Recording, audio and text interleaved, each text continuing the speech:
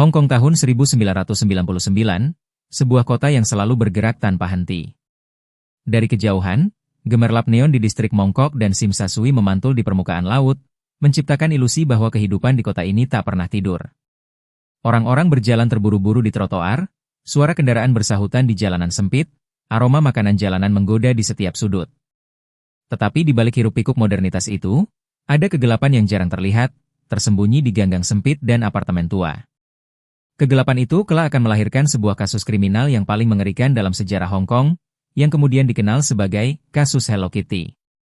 Hari itu, tanggal 24 Mei 1999, hujan gerimis turun sebentar lalu menghilang, menyisakan udara lembab dan panas yang menekan. Di kantor polisi Kowon, suasana tampak biasa saja hingga pintu kayu tua berderi terbuka. Seorang pekerja sosial masuk bersama seorang gadis remaja berusia 13 tahun. Gadis itu tampak pucat, matanya kosong, wajahnya masih menyimpan sisa ketakutan yang tak bisa dijelaskan. Namanya Ah Fong. Pekerja sosial itu memperkenalkan dirinya kepada petugas. Ia berasal dari Home for Girls, sebuah lembaga perlindungan bagi anak-anak perempuan yatim piatu atau imigran ilegal yang membutuhkan perlindungan sementara. Selama beberapa minggu terakhir, ia memperhatikan perubahan drastis pada Ah Fong. Gadis itu sering terbangun di tengah malam, tubuhnya gemetar, keringat dingin membasahi pakaian, lalu berteriak histeris seolah melihat sesuatu yang menakutkan. Awalnya, pekerja sosial mengira itu sekadar mimpi buruk biasa. Tetapi mimpi buruk itu selalu sama. Ah Fong berkata bahwa ia melihat seorang wanita tanpa kepala, tubuhnya berlumuran darah, yang terus-menerus menuntut agar kepalanya dikembalikan. Gambaran itu bukan hanya sekadar bunga tidur, ia hadir begitu nyata, seakan roh wanita itu sedang berusaha berkomunikasi. Kecurigaan pun muncul. Apakah gadis ini hanya mengalami trauma? Atau ada sesuatu yang lebih dalam, sesuatu yang nyata dan mengerikan di balik mimpi-mimpi itu? Pekerja sosial memutuskan membawa Ah Fong ke kantor polisi Kowon. Di hadapan penyidik, gadis kecil itu mulai menceritakan potongan-potongan yang samar namun mengerikan. Suaranya pelan, sesekali tersendat oleh rasa takut. Ia menyebut nama seseorang, Lau Winglun, seorang pemuda berusia 19 tahun yang ia anggap sebagai pacarnya. 2 bulan sebelumnya, Lau Winglun menjemputnya dari panti asuhan dan membawanya ke sebuah apartemen kecil di Kowon. Di sana, kehidupan Ah Fong berubah drastis. Apartemen itu tidak hanya dihuni oleh Lau, tetapi juga 2 pria lain yang lebih tua. Dan di salah satu kamar, Ah Fong melihat seorang wanita muda dalam kondisi mengenaskan, pakaian compang-camping, rambut kusut, wajah penuh luka. Wanita itu tampak seperti tawanan, tidak pernah diizinkan keluar. Awalnya Ah Fong terlalu takut untuk bertanya. Namun malam demi malam, ia dipaksa menyaksikan hal-hal yang tak seharusnya dilihat seorang anak berusia 13 tahun. Teriakan wanita itu, suara benda keras menghantam tubuhnya, dan bau darah bercampur keringat menjadi bagian dari keseharian. Lau Winglun dan kawan-kawannya memperlakukan wanita itu dengan kebrutalan yang tak bisa dibayangkan. Yang membuat polisi terdiam adalah ketika Ah Fong mengaku tidak hanya menjadi saksi, tetapi juga dipaksa ikut serta. Ia menangis ketika menceritakan bagaimana ia diperintah untuk menyiksa wanita itu. Jika ia menolak, ia akan dipukuli atau diancam. Gadis itu tidak punya pilihan selain menuruti. Ketika mendengar cerita ini, salah satu penyidik menatap tajam ke arah pekerja sosial, seolah memastikan apakah semua ini nyata atau hanya imajinasi liar seorang anak kecil. Tetapi ekspresi trauma Ah Fong terlalu jelas. Tangannya gemetar hebat setiap kali menyebut wanita tanpa kepala itu. Di ruangan itu, atmosfer mendadak berubah tegang. Polisi senior yang hadir menyadari, ini bukan sekadar kisah mimpi buruk seorang remaja. Ini bisa menjadi kunci pembuka sebuah kasus pembunuhan. Sambil menahan napas, mereka mendengarkan Ah Fong bercerita lebih jauh. Ia menyebut bahwa wanita itu akhirnya meninggal setelah berminggu-minggu disiksa. Tubuhnya tidak lagi utuh, dan bagian kepalanya, itulah yang terus menghantui mimpi Ah Fong. Kata-kata itu membuat ruangan sunyi. Hanya terdengar suara jarum jam berdetak di dinding. Di luar, kota Hong Kong masih sibuk, penuh lampu dan suara. Tetapi di dalam kantor polisi itu, sebuah rahasia gelap mulai terungkap. Rahasia yang akan membuka jalan menuju salah satu kasus paling sadis sepanjang sejarah kota itu. Bagi Ah Fong, langkah kecil ke kantor polisi hari itu adalah satu-satunya harapan untuk melepaskan diri dari bayang-bayang mimpi buruk yang membunuh jiwanya sedikit demi sedikit. Namun, ia belum tahu bahwa kesaksiannya akan menyeret seluruh Hong Kong ke dalam kisah horor nyata. Kisah tentang seorang wanita bernama Fan Menyi, yang hidupnya berakhir dengan cara yang tak seorang pun bisa bayangkan. Ah Fong duduk dengan tubuh kaku di kursi ruang interogasi. Matanya menunduk, jemarinya saling menggenggam erat seolah sedang mencari pegangan. Polisi mencoba menenangkannya, berkata bahwa semuanya sudah berakhir, bahwa ia aman sekarang. Namun jauh di dalam hatinya, Ah Fong tahu ia masih dikejar bayangan gelap yang tidak bisa hilang begitu saja. Dengan suara bergetar, gadis itu mulai menjelaskan bagaimana kehidupannya berubah sejak bertemu Lau Winglun. Lau bukan pria asing baginya. Ia adalah pemuda berusia 19 tahun, berpenampilan seperti tipikal anak jalanan Hong Kong pada akhir 1990-an, jaket kulit lusuh, rambut dicat coklat, dan tatapan penuh keangkuhan. Bagi seorang gadis 13 tahun yang kesepian dan haus kasih sayang, Lau tampil bak penyelamat. Ia sering membelikan makanan, menyanjung dengan kata-kata manis, dan memberi janji kehidupan bebas di luar tembok panti asuhan. Dia bilang aku tidak perlu lagi hidup seperti anak yatim. Dia akan menjagaku, kenang Ah Fong dengan suara lirih. Pada suatu malam di bulan Maret 1999, Lau datang menjemputnya. Dengan rayuan dan janji palsu, ia membawa Ah Fong kabur dari Home for Girls. Tanpa berpikir panjang, gadis itu menuruti. Ia membayangkan hidup baru yang indah, penuh kebebasan. Tetapi kenyataan yang menantinya sangat berbeda. Mereka tiba di sebuah apartemen tua di Jalan Granville, Sim Sa Tsui, sebuah bangunan kusam 5 lantai yang sebagian besar penghuninya adalah pekerja kelas bawah. Dari luar, apartemen itu tampak biasa, dinding berlumut, jendela berkarat, dan tangga sempit yang remang-remang. Namun begitu Ah Fong melangkah masuk, perasaannya langsung diselimuti rasa was-was. Udara di dalam terasa pengap, bau rokok bercampur alkohol menusuk hidung. Di sana, Ah Fong diperkenalkan kepada dua pria lain, Chen Menlok, berusia 33 tahun, dan Long Xingcho, 26 tahun. Mereka adalah teman dekat Lau, sama-sama bergaul di dunia jalanan, hidup dari perjudian ilegal, pemerasan, dan narkoba. Ah Fong, yang masih polos, tak menyadari bahwa dirinya baru saja terjebak ke dalam sarang serigala. Namun, hal yang paling mengejutkan baginya bukanlah keberadaan dua pria asing itu, melainkan seorang wanita muda yang tampak lusuh dan penuh luka. Ia duduk di sudut kamar, tangannya terikat, wajahnya bengkak dengan memar-memar ungu. Rambut panjangnya kusut, pakaiannya robek, dan matanya memancarkan ketakutan mendalam. "Siapa dia?" tanya Ah Fong dengan suara pelan. Lau hanya menjawab singkat, "Itu urusan kami. Jangan tanya." Sejak saat itu, hari-hari Ah Fong berubah menjadi mimpi buruk yang hidup. Ia menyaksikan bagaimana wanita itu, yang kemudian ia ketahui bernama Fan Menyi, disiksa tanpa ampun. Ketiga pria itu memperlakukannya seolah ia bukan manusia, melainkan mainan untuk memuaskan kebengisan mereka. Ah Fong bercerita dengan mata berkaca-kaca, bagaimana pada malam pertama ia melihat Chen Menlok memukul Fan dengan sabuk kulit hingga wanita itu terjerembab ke lantai. Long Xingcho menendangnya tanpa belas kasihan, sementara Lau, pacar yang ia kira penyayang, hanya tertawa sambil menyulut rokok. Rasa takut melumpuhkan tubuh kecil Ah Fong. Ia ingin berlari, tetapi kemana? Ia terjebak di apartemen itu, jauh dari perlindungan siapapun. Lebih parah lagi, tak lama setelah itu, ia dipaksa ikut serta dalam penyiksaan. Dia suruh aku menuangkan cabai bubuk ke luka-lukanya. Kalau aku tidak mau, dia memukuliku, ucap Ah Fong, air matanya jatuh membasahi pipi. Bagi seorang anak 13 tahun, perintah itu ibarat hukuman ganda. Ia bukan hanya saksi, tapi juga dipaksa menjadi pelaku. Perasaan bersalah menghantui setiap kali ia melihat Fan Menyi merintih kesakitan. Namun rasa takut pada Lau dan dua pria lain jauh lebih besar daripada keberaniannya menolak. Polisi yang mendengar pengakuan ini saling pandang. Apa yang gadis itu alami jelas meninggalkan trauma dalam. Satu penyidik mencatat bahwa setiap kali Ah Fong menyebut nama Lau, tubuhnya bergetar hebat, seolah ia masih mendengar suara perintah kejam dari pemuda itu.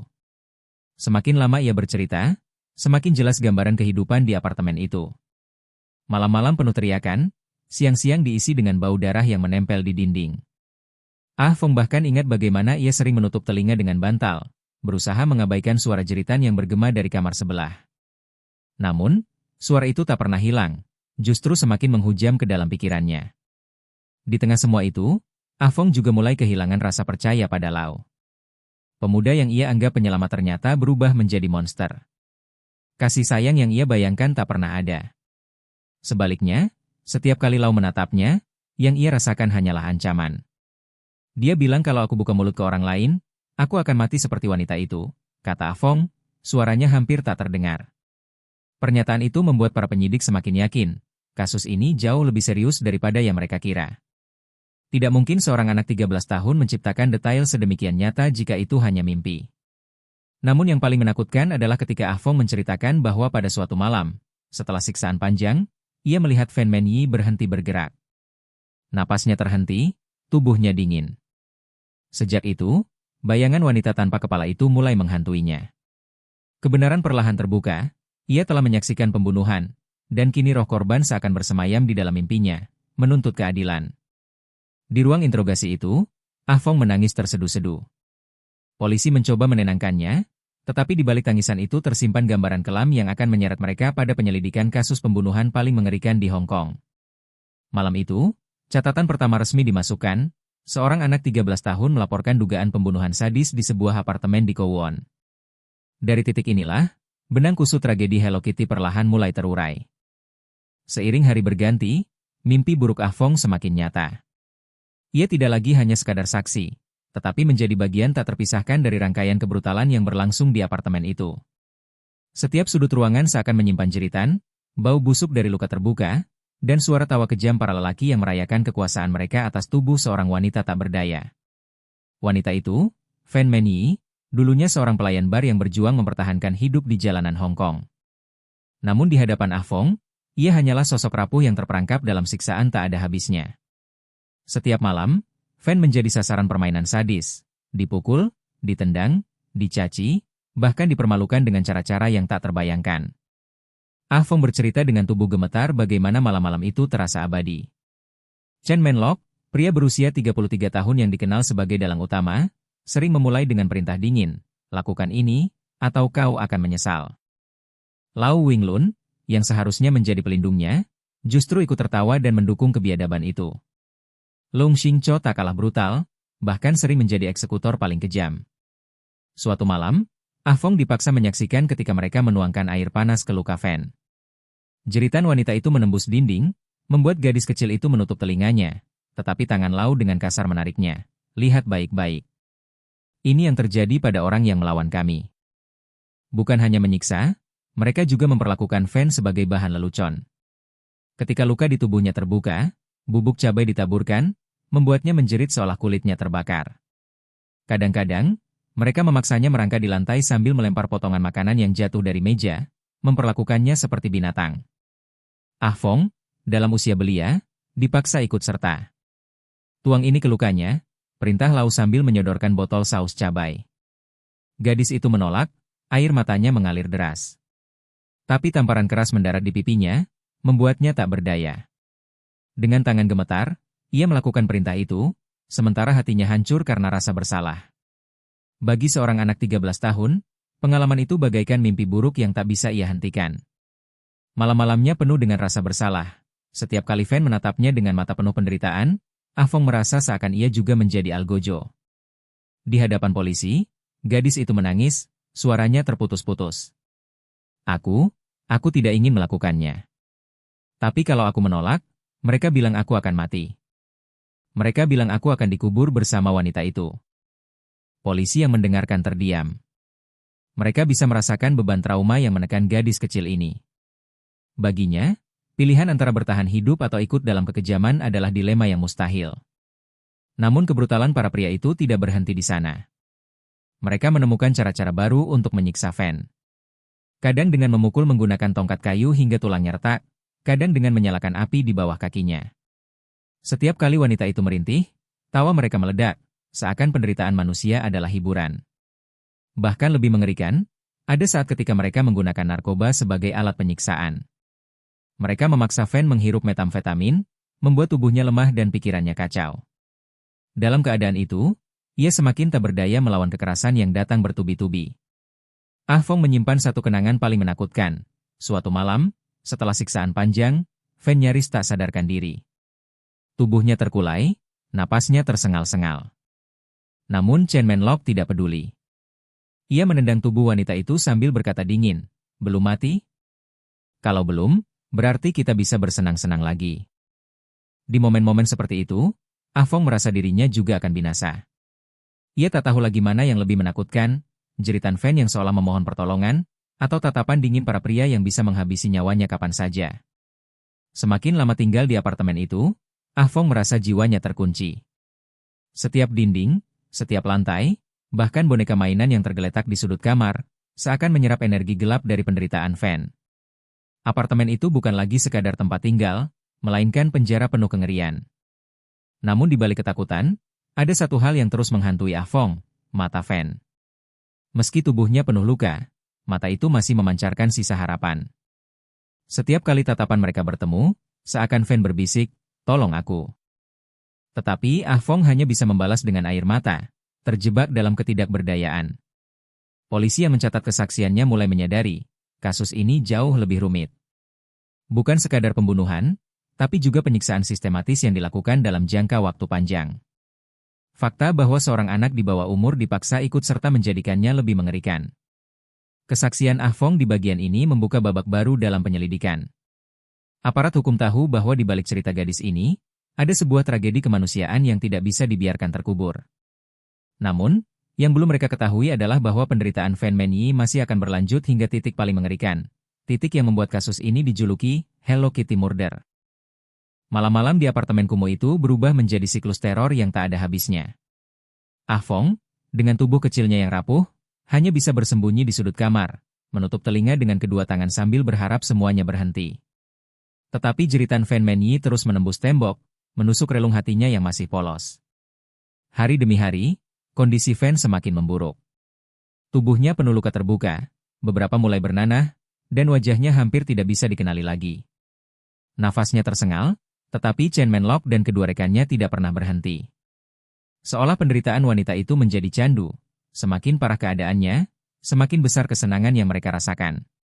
Ah Fong berkisah kepada polisi bahwa pada satu malam, mereka memaksanya ikut dalam permainan sadis baru. Di depan matanya, Fan dipukul hingga jatuh tersungkur.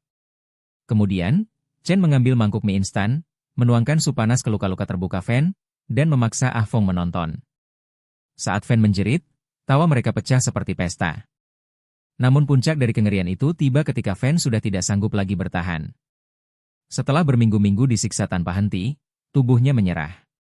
Pada suatu malam yang pengap, Fan tergeletak di lantai, tidak lagi bergerak. Ah Fong, yang dipaksa mendekat, melihat bahwa dada wanita itu sudah tidak naik turun lagi. Dia sudah mati, bisik Lau Winglun dengan nada dingin. Tapi bagi mereka, kematian bukanlah akhir. Justru disitulah kebiadaban sejati mereka dimulai. Untuk menutupi jejak, mereka memutuskan melakukan sesuatu yang tidak bisa dibayangkan oleh akal sehat manusia, memutilasi dan memasak tubuh Fan Menyi. Ah Fong menggambarkan momen itu dengan suara terputus-putus. Tiga pria itu menyeret tubuh Fan ke kamar mandi, lalu dengan pisau dapur besar mereka memotong-motong bagian tubuhnya.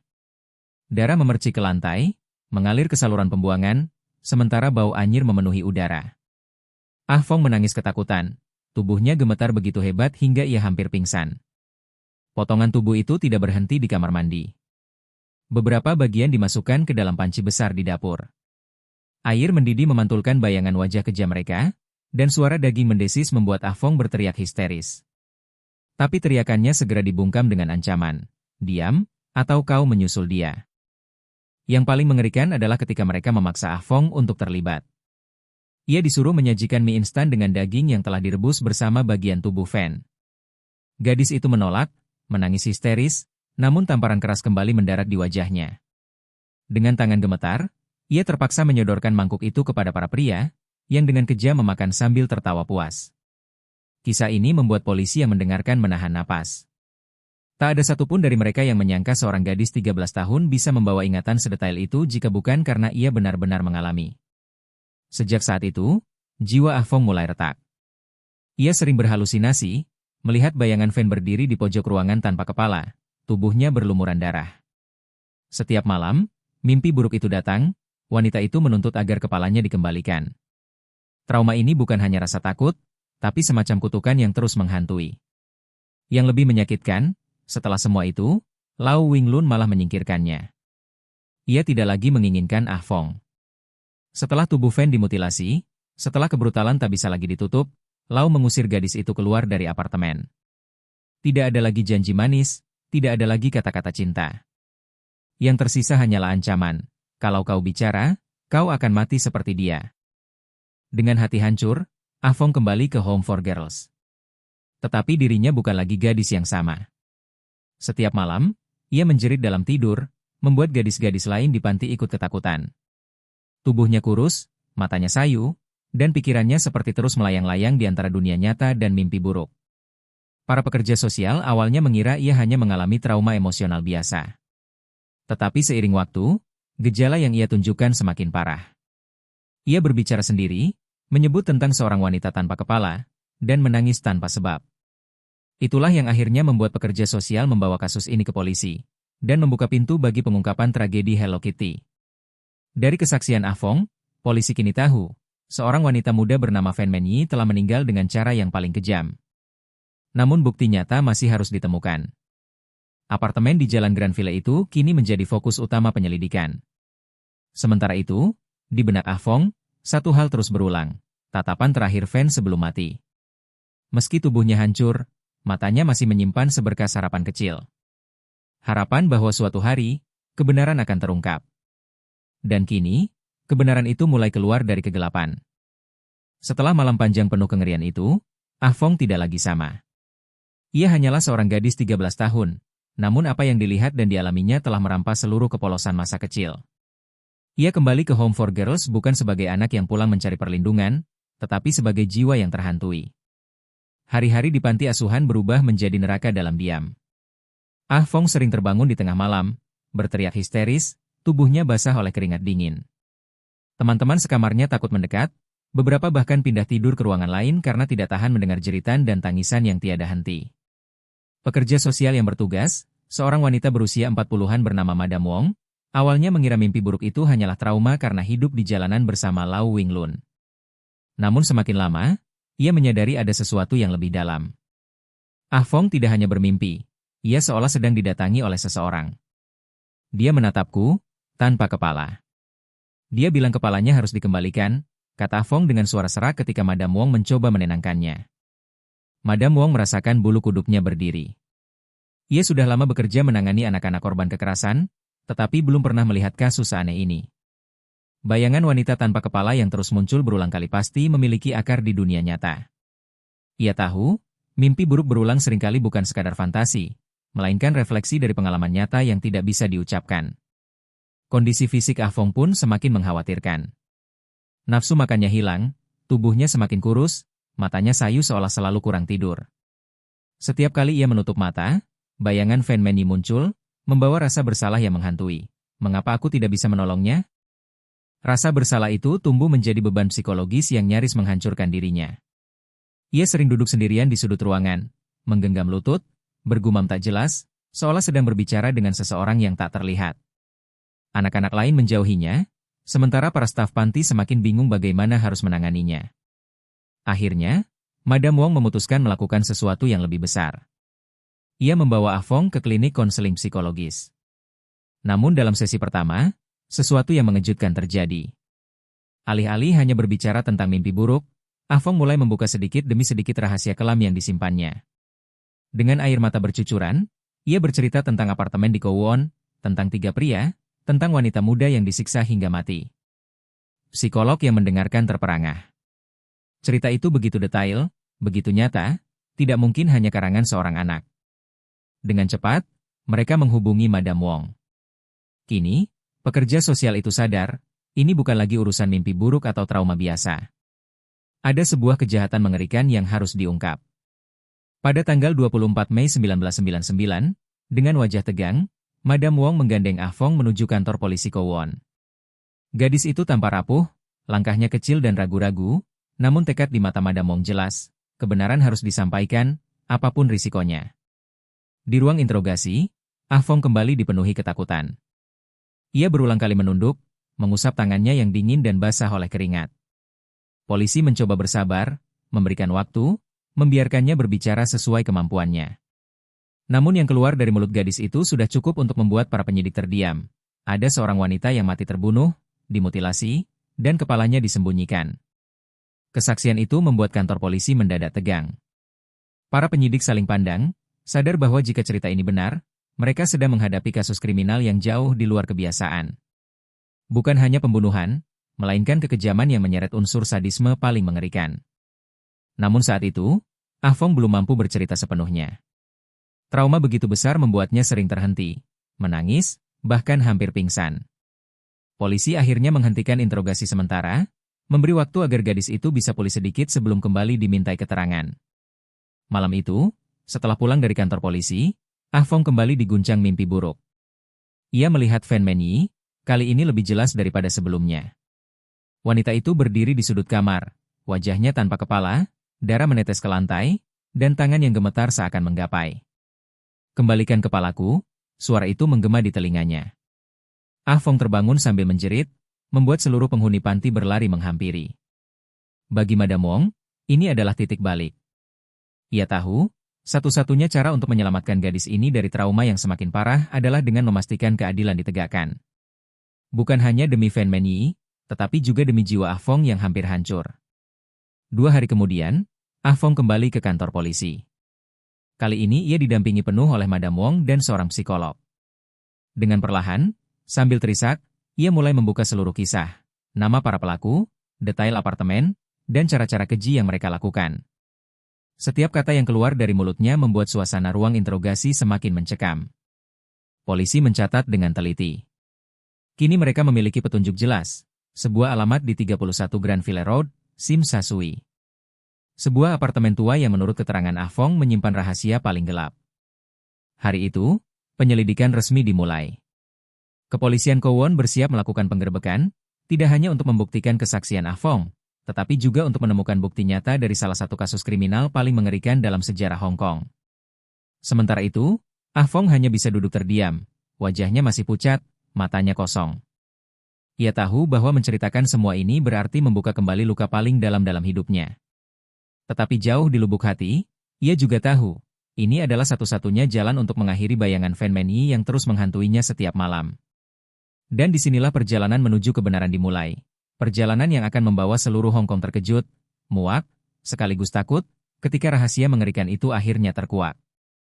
Suasana di kantor polisi Kowon pagi itu jauh dari biasa. Para penyidik senior berkumpul di ruangan, menelaah catatan hasil interogasi Ah Fong. Nama-nama yang disebutkan gadis itu, Chen Menlok, Lau Winglun, dan Long Xingcho, bukanlah orang asing bagi kepolisian. Mereka dikenal sebagai preman kelas jalanan, terlibat dalam perjudian ilegal, narkoba, dan pemerasan. Tetapi tuduhan yang kali ini muncul jauh lebih mengerikan: penyiksaan, pembunuhan, mutilasi. Meski demikian, satu masalah besar muncul: tidak ada bukti fisik. Semua hanya bersumber dari kesaksian seorang gadis 13 tahun yang trauma. Jika mereka bergerak tanpa dasar kuat, ada risiko kasus ini ditertawakan publik. Namun insting penyidik berkata lain. Detail yang diceritakan Ah Fong terlalu nyata, terlalu spesifik untuk sekadar karangan. 2 hari setelah kesaksian pertama, Ah Fong dipanggil kembali. Kali ini, ia datang dengan wajah pucat, tetapi matanya lebih fokus. Madam Wong menggenggam tangannya erat, memberi dukungan moral. Di ruangan interogasi, Ah Fong menutup mata sejenak, menarik napas panjang, lalu mulai berbicara. Ia menyebut alamat lengkap, 31 Grandville Road, lantai 3. Ia menggambarkan tangga sempit yang gelap, bau pengap, dan suara langkah kaki yang selalu bergema di malam hari.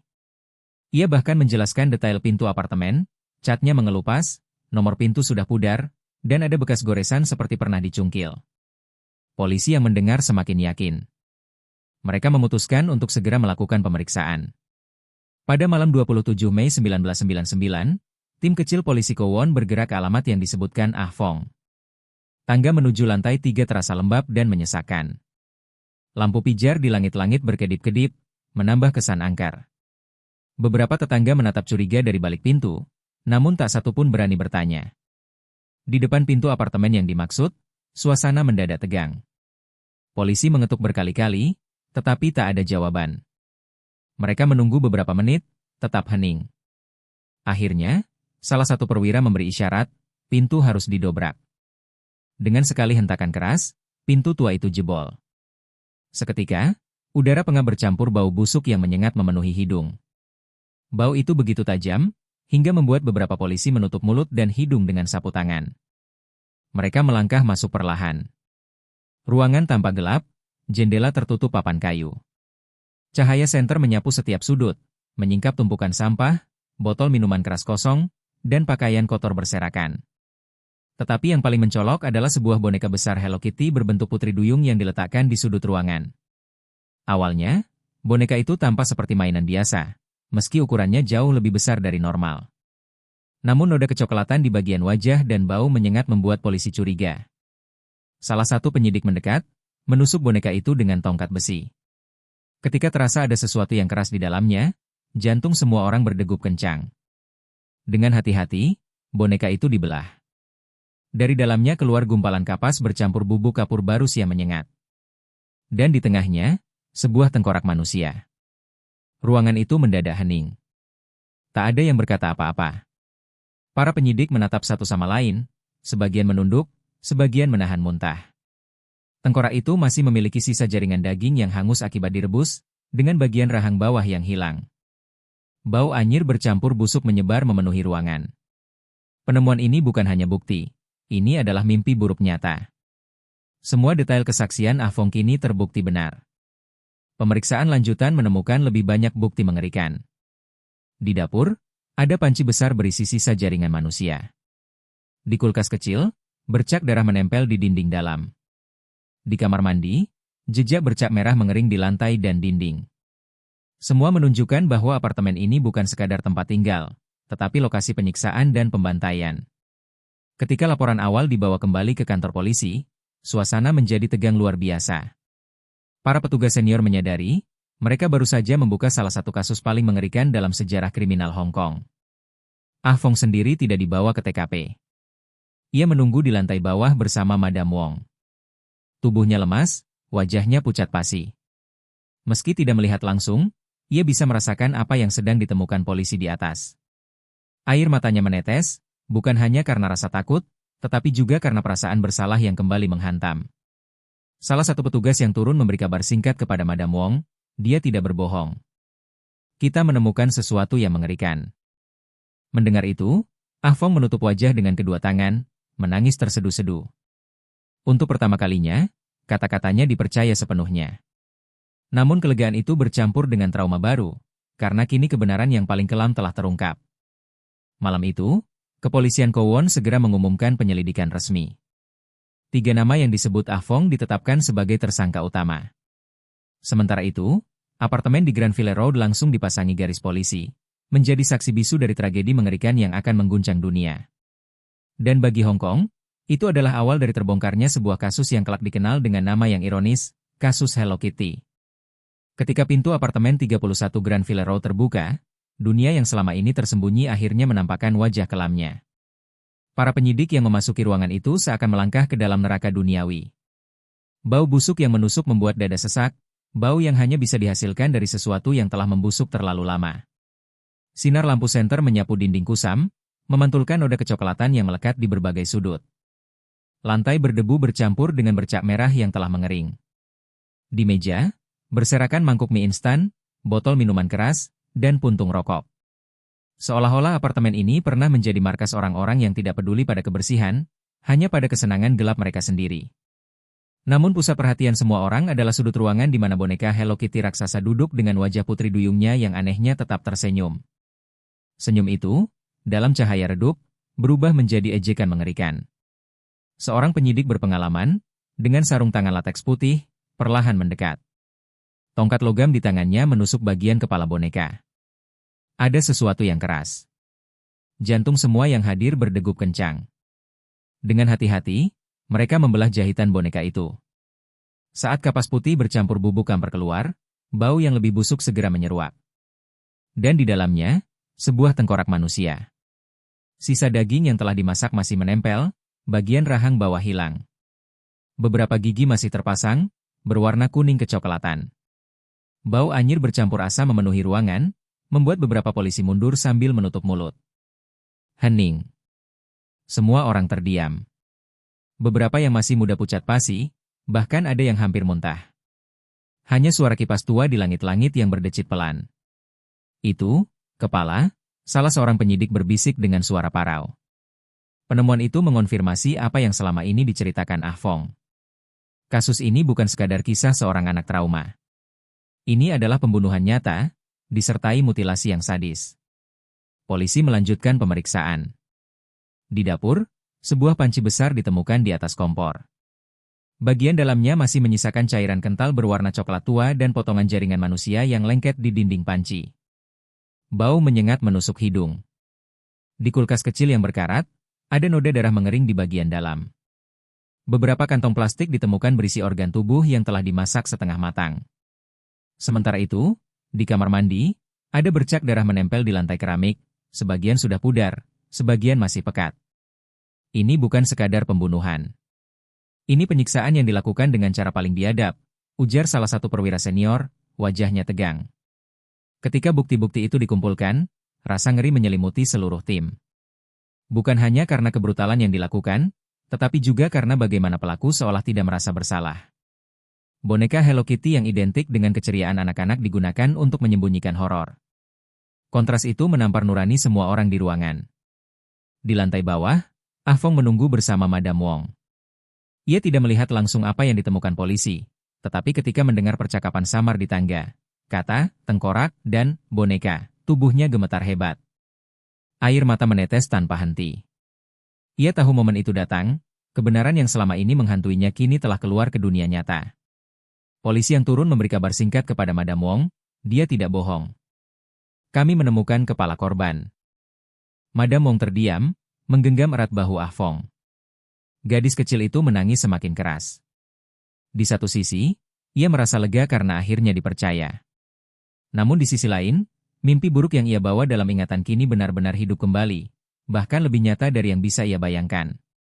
Sementara itu, berita tentang penggerebekan apartemen di Grandville Road mulai tersebar di kalangan internal kepolisian. Para penyidik tahu, kasus ini akan segera menjadi pusat perhatian publik. Tetapi mereka juga sadar, detailnya terlalu mengerikan untuk dibeberkan langsung. Malam itu, semua bukti yang ditemukan dikumpulkan dengan hati-hati. Tengkorak dimasukkan ke kantong forensik khusus. Panci besar, kulkas kecil, dan boneka Hello Kitty diangkut sebagai barang bukti. Apartemen itu dipasangi garis polisi kuning, dijaga ketat sepanjang malam. Keesokan harinya, media lokal sudah mencium adanya sesuatu. Beberapa reporter berdiri di depan gedung apartemen, bertanya-tanya apa yang sebenarnya terjadi. Namun polisi tetap bungkam. Mereka tahu, begitu fakta sebenarnya keluar, Hong Kong akan terguncang hebat. Di ruang forensik, pemeriksaan lebih lanjut dimulai. Tengkorak dianalisis, dan 2 gigi yang masih menempel dibandingkan dengan foto lama Fan Menyi. Hasilnya cocok. Identitas korban dipastikan. Bagi polisi, bukti ini adalah pintu menuju keadilan. Bagi Ah Fong, ini adalah akhir dari keraguan. Dan bagi Hong Kong, ini awal dari mimpi buruk kolektif yang akan tercatat dalam sejarah. Kasus Hello Kitty tidak lagi sekadar cerita menyeramkan dari mulut seorang anak. Ia kini adalah kenyataan, berdiri tegak di hadapan hukum dan masyarakat. Setelah tengkorak manusia itu ditemukan di dalam boneka Hello Kitty, fokus penyelidikan beralih pada satu pertanyaan penting. Siapa sebenarnya korban? Nama Fan Menyi sudah disebutkan oleh Ah Fong, tetapi polisi harus memastikan melalui bukti forensik dan latar belakang hidup yang jelas. Hasil identifikasi awal menunjukkan kecocokan gigi dengan foto lama Fan Menyi. Dari situlah polisi mulai menyingkap kisah hidup tragis seorang wanita muda yang sejak kecil sudah terjerat dalam lingkaran penderitaan. Fan Menyi lahir pada tahun 1975 di sebuah keluarga miskin di Hong Kong. Masa kecilnya jauh dari kata bahagia. Ayahnya meninggalkan keluarga saat ia masih kecil, sementara ibunya, tidak mampu merawatnya, menyerahkan Fan ke sebuah panti asuhan. Sejak usia belia, Fan sudah belajar tentang arti kesepian dan penolakan. Saat beranjak remaja, ia dipaksa meninggalkan panti karena aturan hanya mengizinkan anak-anak tinggal sampai usia tertentu. Tanpa pendidikan memadai dan tanpa keluarga yang mendukung, Fan mencoba bertahan hidup dengan pekerjaan kasar. Ia pernah bekerja sebagai pelayan restoran murah, pengantar koran, hingga asisten toko. Namun semua itu tidak cukup untuk menopang kehidupannya di kota mahal seperti Hong Kong. Keterpurukan membuatnya terjerumus ke dunia kelam. Pada usia 15 tahun, Fan mulai berhubungan dengan kelompok pemuda jalanan. Dari sana, ia terpapar narkoba. Zat putih itu yang awalnya hanya pelarian, lambat laun berubah menjadi belenggu yang merantai kehidupannya. Untuk membiayai kecanduannya, ia terpaksa menjual tubuh di distrik hiburan Mongkok. Meski keras, Fan tidak sepenuhnya kehilangan harapan. Pada usia awal 20-an, ia sempat mencoba meninggalkan dunia kelam. Ia bekerja sebagai pelayan bar, tempat di mana akhirnya ia bertemu dengan seorang pria bernama Ng Chi Fai, yang dikenal di kalangan dunia malam dengan julukan Ah Fai. Mereka menjalin hubungan, bahkan sempat hidup bersama. Namun hubungan itu bukannya membawa kebahagiaan. Ng Chi Fai dikenal kasar, pencemburu, dan juga pecandu narkoba. Kekerasan sering terjadi dalam rumah tangga mereka. Tetangga kerap mendengar pertengkaran keras, bahkan teriakan Fan. Meski demikian, ia bertahan, mungkin karena rasa cinta yang naif, atau karena ia merasa tidak punya pilihan lain. Pada tahun 1996, Fan melahirkan seorang anak laki-laki. Kehadiran anak itu menjadi satu-satunya sinar terang dalam hidupnya yang gelap. Ia berusaha keras menjadi ibu yang baik, meski kondisi ekonomi dan kecanduannya membuat segalanya sulit. Beberapa bulan setelah melahirkan, Fan mencoba berhenti dari narkoba dan mencari pekerjaan lebih stabil. Namun bayangan utang dan masa lalu yang keras selalu menjeratnya kembali. Tragedi semakin dalam ketika Fan mulai terlibat dengan orang-orang berbahaya. Salah satunya adalah Chen Menlok, seorang pria yang punya catatan kriminal panjang. Chen dikenal sebagai sosok licik, sering memanfaatkan orang lain untuk kepentingannya. Dari dialah, utang Fan bermula. Menurut kesaksian beberapa saksi, Fan pernah mencuri uang dari Chen. Nilainya tidak besar, sekitar 8.000 dolar Hong Kong, tetapi bagi Chen, itu penghinaan. Ia tidak hanya ingin uangnya kembali, ia ingin Fan membayar dengan tubuh dan hidupnya. Dari situlah jalan menuju penderitaan panjang itu dimulai. Bagi Fan, hidup sudah berat. Namun ia tidak pernah menduga bahwa keputusan salah kecil akan menyeretnya ke dalam salah satu kisah kriminal paling sadis di Hong Kong. Kembali ke ruang interogasi, polisi menganalisis setiap detail yang diceritakan Ah Fong dengan latar belakang hidup Fan. Semuanya mulai masuk akal. Seorang wanita muda, terjebak dalam lingkaran narkoba, terjerat utang dengan preman, lalu akhirnya jatuh ke tangan orang-orang yang tak punya belas kasihan. Kisah hidup Fan Menyi menjadi potret tragis dari sisi gelap kota Hong Kong pada akhir 1990-an. Di balik gedung pencakar langit dan pusat belanja mewah, ada kehidupan bawah tanah yang keras, di mana orang-orang lemah mudah sekali terperangkap dalam eksploitasi. Penyidik forensik yang memeriksa tengkorak menambahkan detail, 2 gigi yang tersisa cocok dengan foto Fan yang sedang tersenyum. Mereka juga menemukan beberapa helai rambut hitam panjang yang masih menempel pada kapas di dalam boneka. Analisis lebih lanjut menguatkan identitas korban. Tidak ada lagi keraguan, tengkorak itu milik Fan Menyi. Bagi banyak orang, identifikasi korban hanyalah bagian prosedural. Tetapi bagi penyidik, ini adalah momen emosional. Mereka kini tahu nama, wajah, dan kisah hidup di balik tengkorak tanpa kepala itu. Korban bukan sekadar angka dalam statistik kriminal. Ia adalah seorang ibu muda, seorang anak perempuan yang ditinggalkan, seorang manusia yang tak pernah diberi kesempatan untuk benar-benar hidup. Madam Wong, ketika mendengar hasil identifikasi resmi, terdiam lama. Ia menggenggam tangan Ah Fong erat-erat. "Kamu sudah melakukan hal yang benar," katanya dengan suara lembut. Gadis itu hanya menangis, bahunya bergetar. Baginya, nama Fan Menyi bukan sekadar korban, melainkan sosok yang kini hadir setiap malam dalam mimpi, menatapnya tanpa kepala, meminta agar kebenaran ditegakkan. Dengan identitas korban terungkap, penyelidikan kini memasuki tahap berikutnya, menangkap para pelaku. Polisi tahu mereka menghadapi orang-orang berbahaya. Chen Menlok dan rekan-rekannya tidak hanya kejam, tetapi juga licik dan punya jaringan di dunia kriminal. Namun satu hal sudah pasti, misteri Hello Kitty kini bukan lagi sekadar cerita menyeramkan. Ia adalah kenyataan pahit yang mencerminkan bagaimana sebuah kehidupan bisa hancur total oleh kekerasan, narkoba, dan keputusasaan. Dan bagi Hong Kong, nama Fan Menyi akan selamanya diingat, bukan karena hidupnya, tetapi karena cara kejam dunia mengakhiri kehidupannya.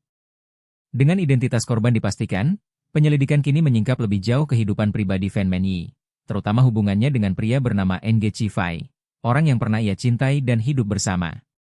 Hubungan ini awalnya menjadi pelarian Fan dari dunia malam, tetapi justru berakhir menjadi lingkaran baru penderitaan. Ng Chi Fai, yang lebih dikenal dengan panggilan Ah Fai, berasal dari lingkungan keras di Kowon. Ia dikenal sebagai pecandu berat, pengangguran, dan kerap terlibat dalam aktivitas kriminal kecil. Saat bertemu Fan di sebuah bar pada tahun 1996, Fan yang kala itu bekerja sebagai pelayan merasa menemukan sosok yang bisa menemaninya keluar dari kesepian. Bagi Fan, Ah-Fai menawarkan sesuatu yang ia dambakan sejak lama, rasa memiliki. Mereka mulai tinggal bersama di sebuah kamar sempit di distrik Sham Sui Po. Beberapa tetangga masih mengingat pasangan itu. Mereka sering bertengkar, kata seorang saksi.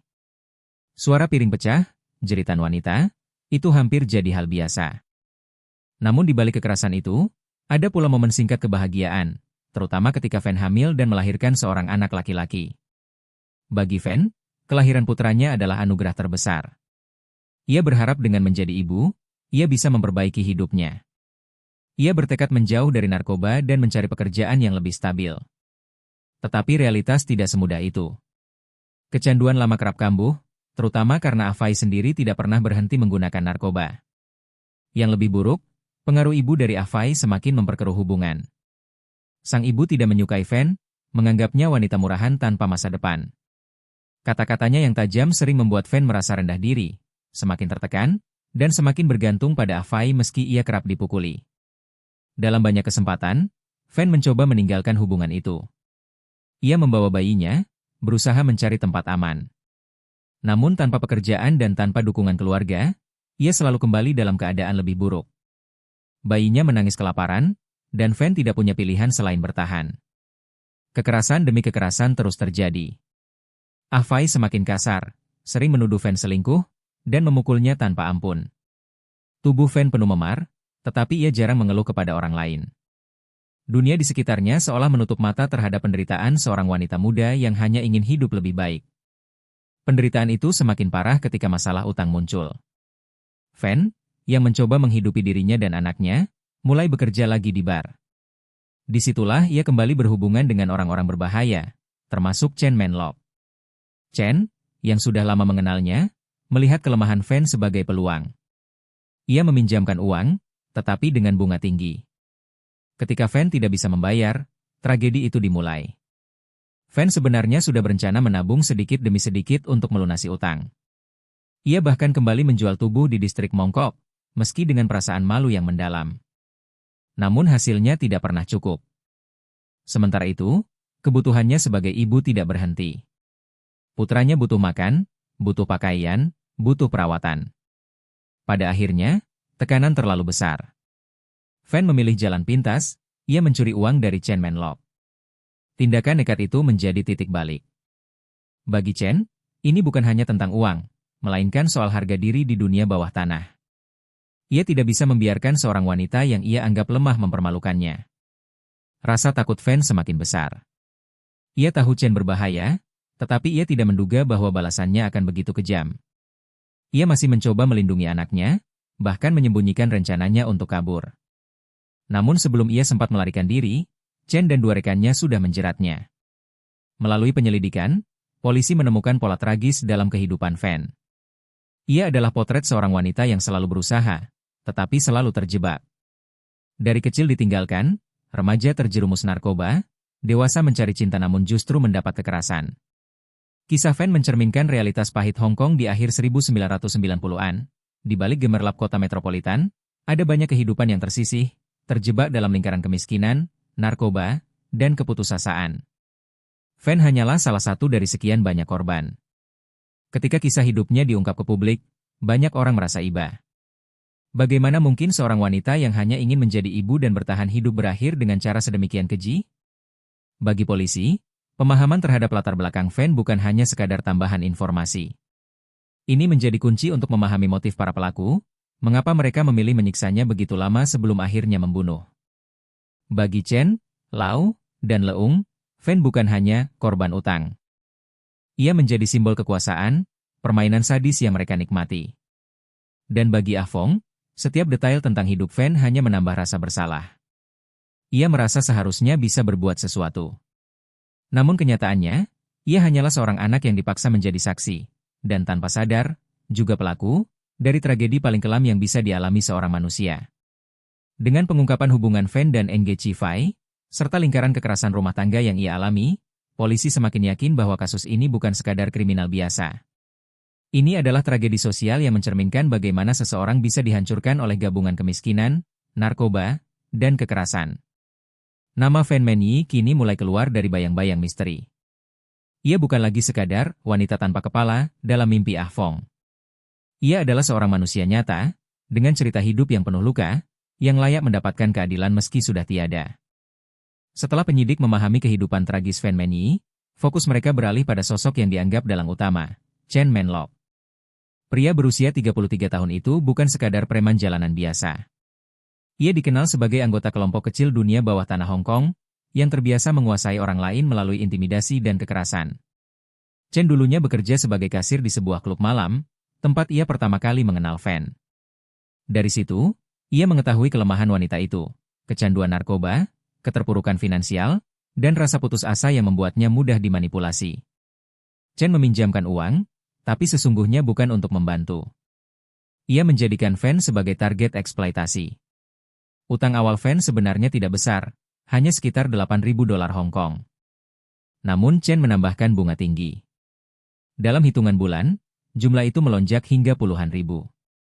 Fan bekerja keras, bahkan menjual tubuhnya demi melunasi, tetapi setiap kali ia membayar, Chen menaikkan jumlahnya lagi. Dengan cara itu, Fan seperti terjebak dalam lubang tanpa dasar. Fan akhirnya putus asa dan nekat mencuri uang dari Chen. Perbuatannya cepat diketahui. Bagi Chen, itu adalah penghinaan besar. Di dunia kriminal, kehilangan muka lebih berbahaya daripada kehilangan uang. Ia harus memberi pelajaran agar orang lain takut mengkhianatinya. Dari sinilah rencana kelam dimulai. Bersama dua rekannya, Lau Winglun yang baru berusia 19 tahun, dan Long Xingcho yang berusia 26 tahun, Chen menculik Fan. Mereka membawanya ke apartemen tua di 31 Grandville Road. Disinilah semua kekejaman terjadi. Menurut keterangan Ah Fong, sejak awal Fan tidak hanya dijadikan tawanan. Ia dijadikan alat untuk melampiaskan kebrutalan. Chen memberi perintah, dua rekannya mengeksekusi. Mereka memukuli Fan, menendangnya hingga berhari-hari tak bisa bangun. Mereka melucuti pakaiannya, mempermalukannya, dan menggunakan setiap kesempatan untuk menegaskan kekuasaan mereka. Chen sendiri sering memperlakukan Fan bukan sebagai manusia, melainkan sebagai barang milik. Ia menyebut Fan sebagai budak yang berutang dan berkata bahwa satu-satunya cara untuk melunasi adalah dengan tubuh dan hidupnya. Kata-kata itu, menurut kesaksian Ah Fong, sering diulang-ulang sambil disertai tawa kejam. Namun yang membuat kasus ini semakin mengerikan adalah cara Chen mengendalikan orang-orang di sekitarnya. Ia bukan hanya memaksa Fan tunduk, tetapi juga memaksa Ah Fong ikut serta dalam siksaan. Dengan demikian, ia memastikan tidak ada satupun yang berani melawan. Semua orang menjadi kaki tangannya, entah karena ketakutan atau keterpaksaan.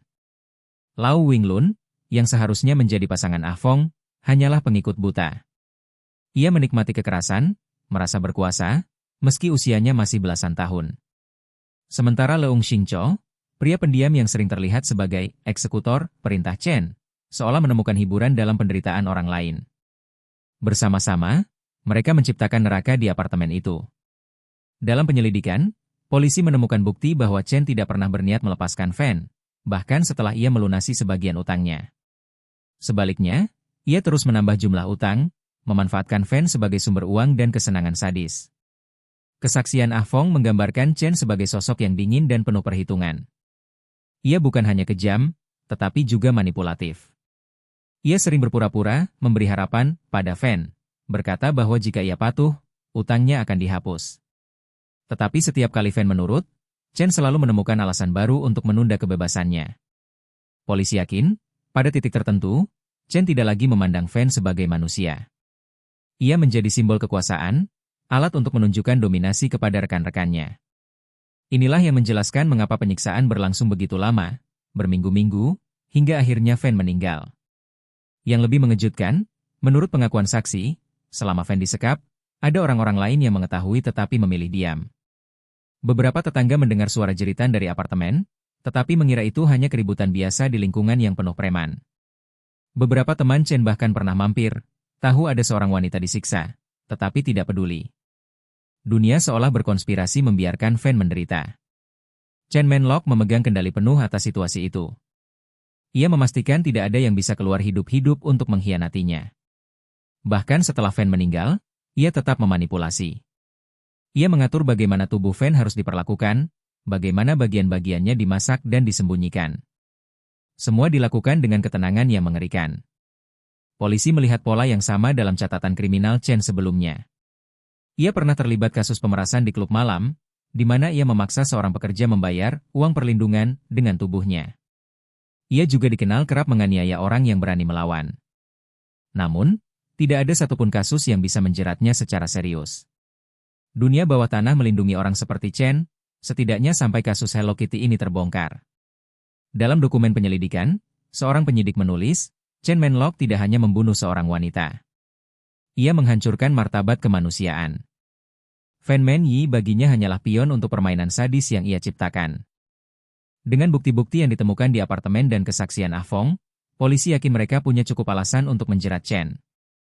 Namun mereka juga tahu, menangkap orang seperti dia bukan perkara mudah. Ia punya jaringan, punya uang, dan tahu cara melarikan diri. Bagi masyarakat Hong Kong, nama Chen Menlok mungkin sebelumnya tidak berarti apa-apa.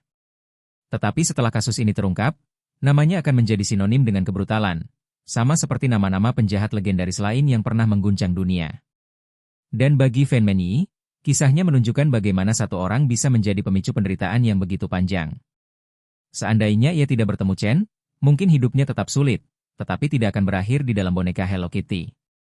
Apartemen 31 Grand Ville Road kini tidak lagi sekadar sebuah bangunan tua di distrik Tsim Sha Tsui.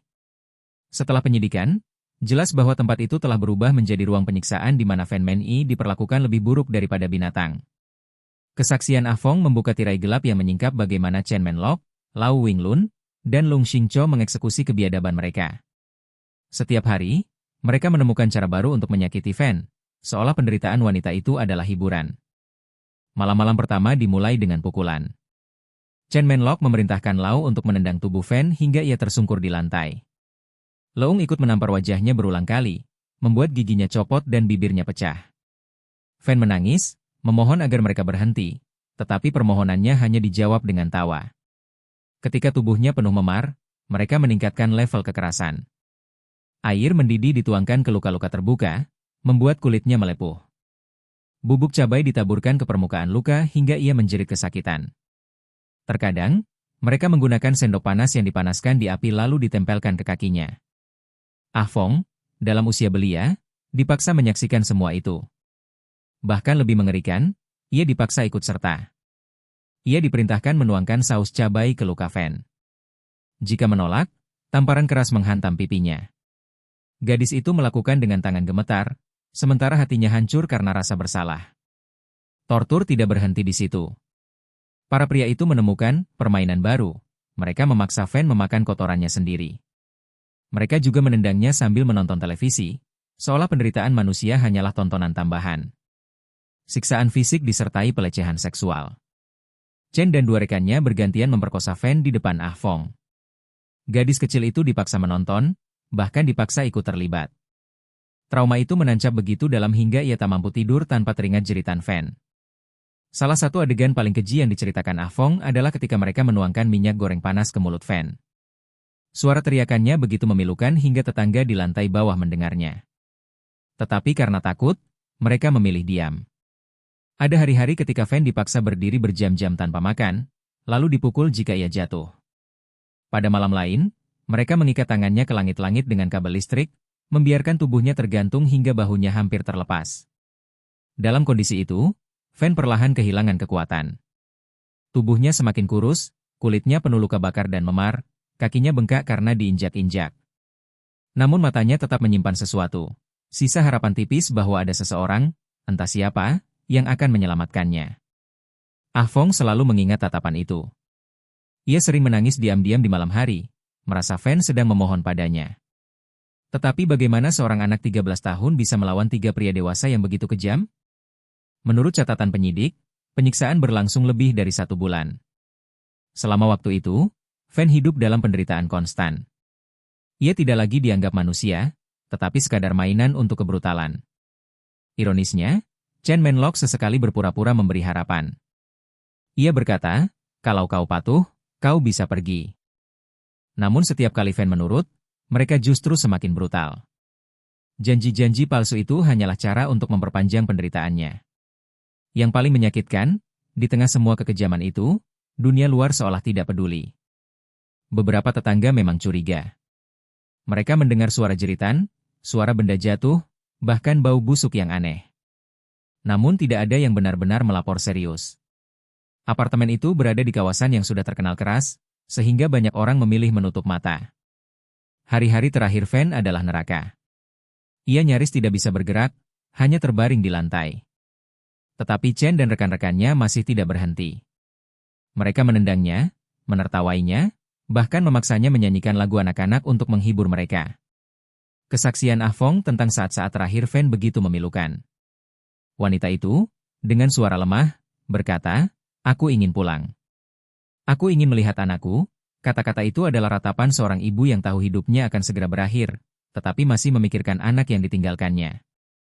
Namun tidak ada belas kasihan. Beberapa hari kemudian, tubuh Van menyerah. Ia berhenti bergerak, berhenti bernapas. Bagi tiga pria itu, kematian Van bukan tragedi, melainkan masalah baru, bagaimana menyembunyikan bukti. Inilah yang membawa pada tindakan paling mengerikan, mutilasi dan memasak tubuh korban. Dari sinilah boneka Hello Kitty yang tersenyum itu menjadi saksi bisu kejahatan yang mengguncang dunia. Bagi penyidik, mendengar detail ini dari Ah Fong adalah ujian berat. Seorang anak dipaksa menanggung beban kesaksian yang bahkan orang dewasa pun sulit menerimanya. Tetapi tanpa keberaniannya, mungkin kebenaran tidak akan pernah terungkap. Apartemen itu kini telah menjadi simbol kengerian. Setiap detail yang ditemukan polisi, panci berisi jaringan manusia, boneka raksasa berisi tengkorak, bercak darah di dinding, semua bersaksi tentang sadisme yang melampaui batas manusiawi. Dan di tengah semua itu, nama Van Menyi bergema sebagai korban yang hidupnya dihancurkan, bukan hanya oleh para pelaku, tetapi juga oleh sistem sosial yang membiarkannya terperosok begitu dalam. Kematian Van Menyi bukanlah akhir dari penderitaannya. Justru setelah napas terakhirnya berhenti, tiga pria itu melanjutkan kebiadaban dengan cara yang bahkan lebih sulit dibayangkan. Bagi mereka, tubuh Van bukan lagi manusia, melainkan masalah yang harus diselesaikan. Chen Menlok, sebagai dalang, memutuskan untuk memutilasi tubuh Van. Dengan pisau dapur tumpul, mereka memotong tubuhnya menjadi beberapa bagian. Potongan-potongan itu kemudian direbus di panci besar. Ah Fong, yang dipaksa menyaksikan, masih mengingat suara mendesis dari air mendidih bercampur daging manusia. Bau busuk menusuk hidung, bercampur aroma kamper yang mereka gunakan untuk menutupi bau asli. Bagian organ tubuh dimasukkan ke kantong plastik dan disimpan di kulkas kecil. Beberapa bagian lainnya ditinggalkan begitu saja di dapur. Polisi yang menemukan sisa-sisa itu menggambarkan salah satu pemandangan paling mengerikan dalam karir mereka. Namun yang paling mengguncang adalah keputusan Chen menyembunyikan kepala Van di dalam boneka Hello Kitty raksasa. Boneka itu, yang awalnya melambangkan keceriaan anak-anak, berubah menjadi wadah horor. Kepala Van yang telah direbus dimasukkan ke dalam, dijahit kembali, lalu disamarkan seolah boneka mainan biasa. Kontras antara wajah boneka yang tersenyum dan kengerian yang ada di dalamnya menjadi simbol tragis dari seluruh kasus ini. Ah Fong, setelah kembali ke panti, terus dihantui mimpi buruk tentang wanita tanpa kepala. Setiap malam ia melihat Van datang, tubuhnya berlumuran darah, tangan terulur meminta kepalanya dikembalikan. Trauma ini bukan sekadar rasa takut, tetapi juga rasa bersalah yang menghancurkan jiwa anak kecil itu. Sementara itu, di luar apartemen, beberapa tetangga mulai curiga. Bau busuk menyengat sering tercium dari unit di lantai 3. Beberapa bahkan mendengar suara-suara aneh, seperti pukulan keras atau teriakan samar. Namun karena takut, mereka memilih diam. Lingkungan itu sudah lama dikenal sebagai sarang preman, dan tidak ada yang berani ikut campur. Ketika kasus ini terungkap, banyak warga sekitar menyesali sikap mereka. Kami mencium bau itu, kami mendengar suara itu, tapi kami tidak melapor serius, kata seorang tetangga dengan nada penyesalan. Mungkin kalau kami bertindak lebih awal, wanita itu bisa diselamatkan. Bagi polisi, rekonstruksi kasus ini adalah pekerjaan yang menguras emosi. Setiap detail dari apartemen diperiksa, bercak darah di dinding, panci besar dengan sisa jaringan, kulkas berisi organ, boneka Hello Kitty dengan tengkorak. Semua bukti ini kemudian disusun menjadi gambaran utuh tentang bagaimana Van diperlakukan dari awal hingga akhir. Kengerian kasus ini mengguncang publik Hong Kong. Media mulai melaporkan dengan tajuk besar, menyebutnya sebagai Hello Kitty Murder. Nama itu beredar luas karena boneka Hello Kitty raksasa menjadi bukti utama. Ironisnya, simbol yang identik dengan kepolosan anak-anak justru dipakai untuk menutupi salah satu kejahatan paling brutal. Ah Fong, yang menjadi saksi kunci, harus menghadapi tekanan luar biasa. Ia masih sangat muda, tetapi harus menceritakan ulang semua detail mengerikan yang ia lihat. Polisi dan psikolog mendampinginya, tetapi trauma tetap membekas. Setiap kali ia menyebut nama Fan, suaranya bergetar. Ia seolah masih melihat wanita itu di hadapannya, meminta tolong. Masyarakat Hong Kong terbelah antara rasa ngeri dan rasa iba. Banyak yang marah kepada para pelaku, tetapi banyak juga yang menaruh simpati pada Fan. Kisah hidupnya yang penuh penderitaan, dari masa kecil di panti asuhan, remaja terjerumus narkoba, hingga dewasa menjadi ibu tunggal yang miskin, membuat orang bertanya-tanya, bagaimana bisa seseorang dibiarkan jatuh sedalam itu tanpa ada yang menolong? Kasus ini juga menjadi cermin suram dari sisi gelap Hong Kong. Kota yang tampak gemerlap dengan gedung pencakar langit dan pusat belanja, ternyata menyimpan dunia bawah tanah penuh narkoba, prostitusi, dan premanisme. Disitulah orang-orang lemah seperti Fan terjebak, tanpa ada jalan keluar. Di meja penyidik, foto-foto bukti dipajang, tengkorak dengan gigi yang cocok dengan Fan, potongan organ di kantong plastik, boneka Hello Kitty yang jahitannya masih terlihat kasar. Semua itu disusun untuk persiapan persidangan. Polisi tahu, kasus ini harus dibuktikan dengan sangat kuat, karena para pelaku pasti akan menyangkal. Namun satu hal sudah jelas, apa yang terjadi di apartemen itu bukan sekadar pembunuhan. Itu adalah sadisme yang sistematis, penderitaan yang diperpanjang dengan sengaja, hingga akhirnya ditutup dengan mutilasi yang dingin. Hello Kitty, yang biasanya menjadi hadiah untuk anak-anak, kini selamanya terhubung dengan cerita paling gelap dalam sejarah kriminal Hong Kong. Setelah bukti-bukti dikumpulkan dan identitas Fan Menyi dipastikan, fokus penyidikan beralih pada penangkapan para pelaku. Nama-nama mereka sudah jelas, Chen Menlok, 33 tahun, Leung Xingcho, 27 tahun, dan Lau Winglun, 19 tahun. Ketiganya masih bebas berkeliaran di Hong Kong, seakan tidak pernah melakukan kejahatan apapun. Polisi tahu mereka tidak boleh melakukan kesalahan sedikit pun. Kasus ini sudah terlalu mengerikan, dan masyarakat menuntut keadilan. Maka, pada awal Juni 1999, operasi besar digelar. Tim khusus bergerak ke beberapa lokasi yang menjadi tempat biasa para pelaku berkumpul. Chen Menlok ditangkap lebih dulu. Ia ditemukan di sebuah apartemen kecil di Yau Mat. Saat polisi masuk, Chen masih sempat mencoba kabur lewat jendela, tetapi berhasil ditangkap. Wajahnya dingin, tanpa ekspresi takut. Ia hanya berkata singkat, "Aku tidak membunuh siapapun." Semua itu cerita anak kecil. Leung Xingcho ditangkap tak lama setelahnya, di rumah seorang kerabat. Ia tampak ketakutan, tetapi tetap membantah keras. "Saya tidak pernah menyentuh wanita itu," katanya kepada polisi. Namun di tangan dan bajunya, pemeriksaan forensik menemukan sisa DNA yang cocok dengan korban. Lau Winglun, yang paling muda, ditangkap terakhir. Berbeda dengan dua rekannya, Lau sempat berusaha keras menyangkal. Tetapi akhirnya, di ruang interogasi, tekanan membuatnya goyah. Ia mulai memberikan pengakuan sebagian, meski banyak yang ia putarbalikan. Ketiganya kemudian dibawa ke pengadilan. Media Hong Kong langsung menjadikan kasus ini sebagai berita utama. Foto para pelaku terpampang di halaman depan surat kabar, dengan judul besar, "Kasus Hello Kitty mengguncang Hong Kong." Persidangan dimulai pada tahun 2000 di Pengadilan Tinggi Hong Kong. Suasana di ruang sidang begitu tegang. Ratusan orang memadati bangku penonton, sementara puluhan wartawan dari berbagai negara hadir untuk meliput. Kasus ini telah menarik perhatian internasional, karena detailnya begitu keji dan tidak masuk akal. Ah Fong, saksi kunci, tampil di depan hakim dengan wajah pucat. Ia masih berusia 14 tahun saat itu, namun harus menceritakan ulang setiap detail yang ia saksikan. Dengan suara gemetar, ia menjelaskan bagaimana Fan disiksa, dipukul, dibakar, dipaksa makan kotoran, hingga akhirnya dimutilasi. Banyak orang di ruang sidang menutup mata atau menangis ketika mendengar kesaksiannya. Bahkan hakim sendiri beberapa kali menghentikan persidangan untuk memberi waktu kepada saksi agar tenang. Jaksa penuntut menyajikan bukti-bukti fisik, tengkorak Fan dari dalam boneka Hello Kitty, panci berisi sisa jaringan, kulkas kecil dengan bercak darah, serta foto-foto kondisi apartemen. Setiap barang bukti diperlihatkan, membuat suasana sidang semakin mencekam. Pihak pembela berusaha membantah. Mereka mengatakan bahwa tidak ada bukti langsung yang menunjukkan siapa yang membunuh Fan. Mereka menuduh bahwa kesaksian Ah Fong tidak bisa dipercaya sepenuhnya karena ia masih anak-anak dan trauma. Namun jaksa dengan tegas menekankan, tanpa kesaksian Ah Fong, kasus ini tidak akan pernah terungkap. Dialah saksi mata utama, dan kesaksiannya konsisten dengan bukti forensik. Chen Menlok tetap bersikeras tidak bersalah. Ia mengatakan bahwa ia hanya meminjamkan apartemen dan tidak tahu apa yang sebenarnya terjadi. Namun bukti telepon, saksi lain, serta DNA yang ditemukan di lokasi menunjukkan keterlibatannya langsung. Leung Xingcho berusaha menyalahkan Chen, berkata bahwa ia hanya ikut-ikutan. Tetapi jaksa menunjukkan bukti bahwa Leung juga aktif menyiksa Fan.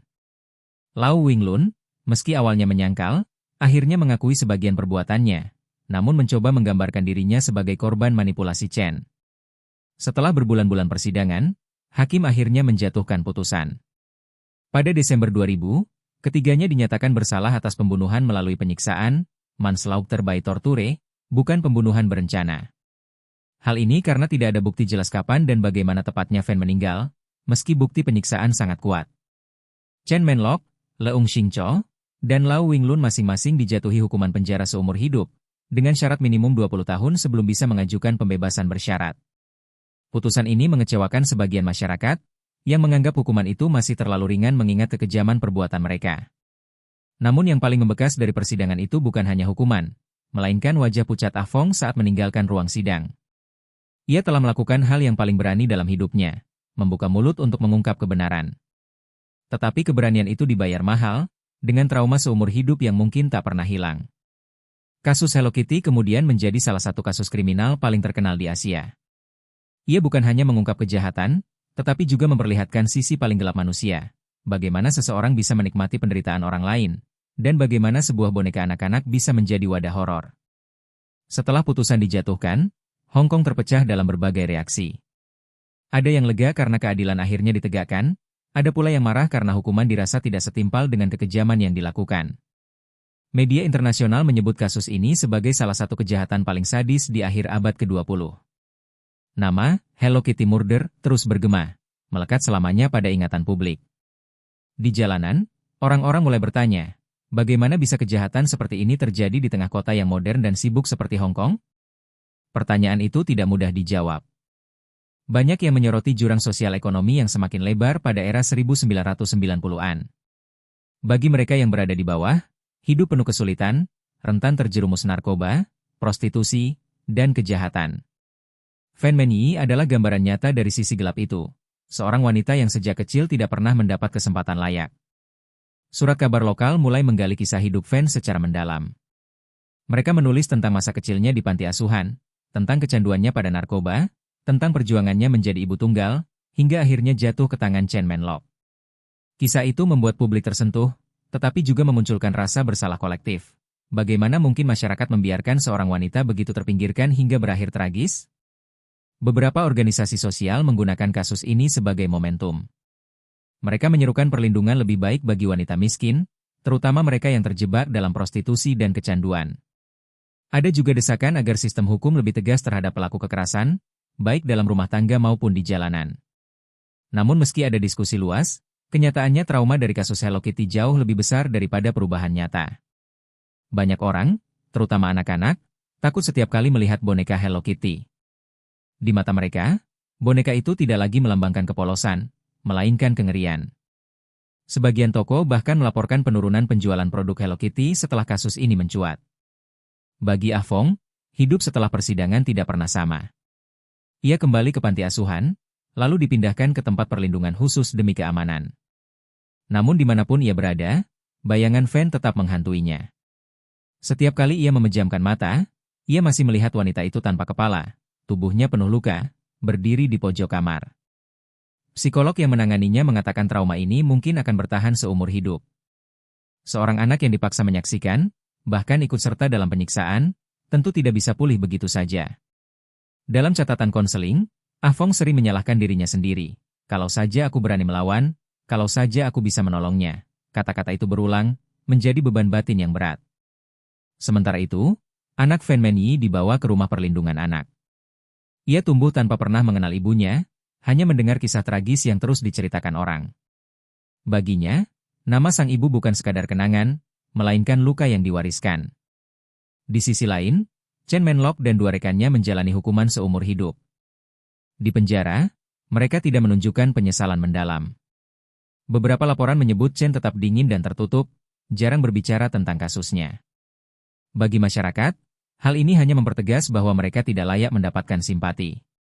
Kasus Hello Kitty juga meninggalkan luka pada aparat penegak hukum yang menanganinya. Banyak penyidik mengaku trauma setelah melihat bukti-bukti.